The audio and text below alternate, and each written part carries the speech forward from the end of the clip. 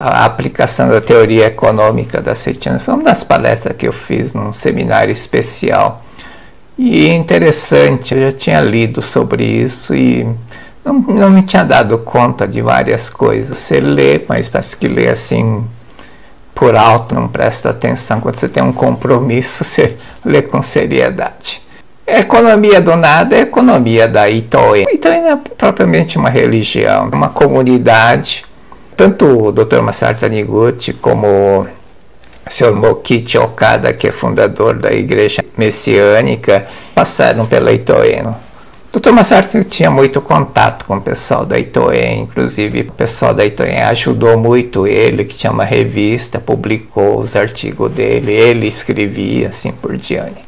Tinha uma interação. Ele frequentou por um período Itoen.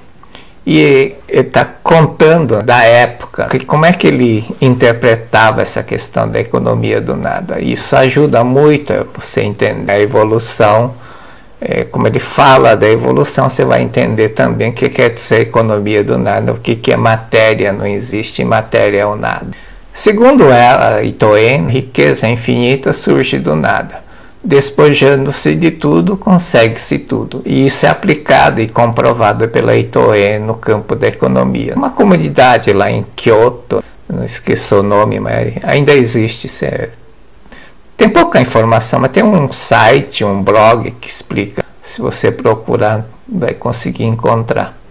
Tem um livro do Shoten Konishida, tem em japonês, que aqui tem uma versão em inglês. Itoen diz: se você ficar sem nada, a luz cuidará de você.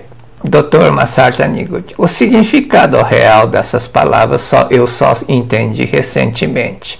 Após compreender a verdade, o homem não é matéria. Né? Recentemente, quer dizer, depois que ele começou a escrever sobre Seichan-no-ie, os livros. Antes, quer dizer, quando ele fazia parte da Itoen e da Seitao Omoto, abandonei todos os bens, vestia só uma túnica com cinto de corda, imitando São Francisco de Assis. Pensava que o homem era pelo menos em parte um ser material.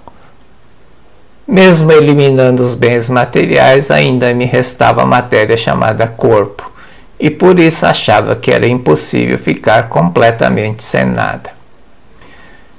Itoen diz assim: se você ficar sem nada, a luz cuidará de você. Na época, interpretava que se dispensássemos todos os bens materiais, por isso que ele vivia só com uma túnica, com cinto de corda, sem nada, e é de onde vem a questão da pobreza honrada.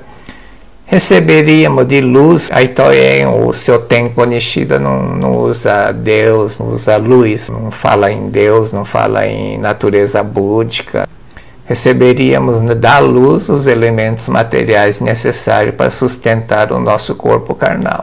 Então ele defendia que se você vivesse de acordo com a natureza, deixando essa parte de disputas materiais, e se fosse útil, só isso bastava para receber os recursos para viver. E efetivamente o pessoal da Itoen pratica isso. Tem um dia que eles fazem isso e a comunidade é uma comunidade que vive compartilhada.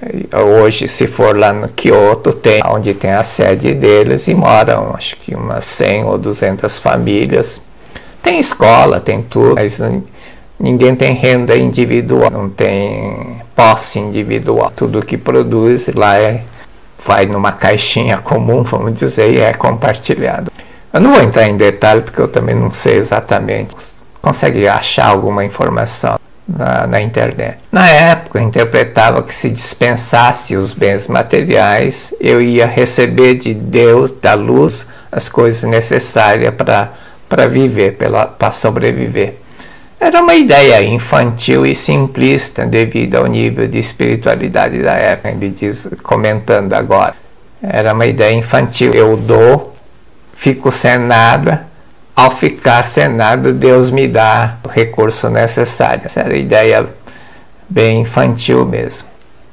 No início da Itoen, quando ensinaram que no universo nada existe que seja meu, nada tenho, interpretei da seguinte forma: Como foi Deus que criou neste mundo material e somos administrador das coisas de Deus, não existe uma coisa sequer que seja nossa.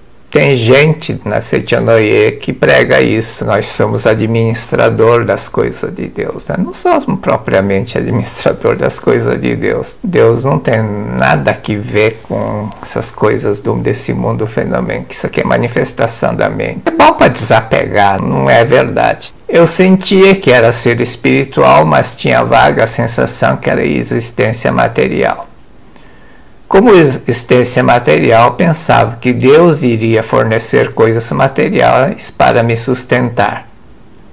Se Deus não proporcionar recursos materiais, não podia viver. Por isso, precisava primeiro abandonar meus bens para poder receber de Deus as provisões materiais. Então, esse era o pensamento. Se eu ficar sem nada, se eu abrir mão de tudo, eu ia receber de Deus. Por isso que ele diz que isso é uma ideia infantil e simplista.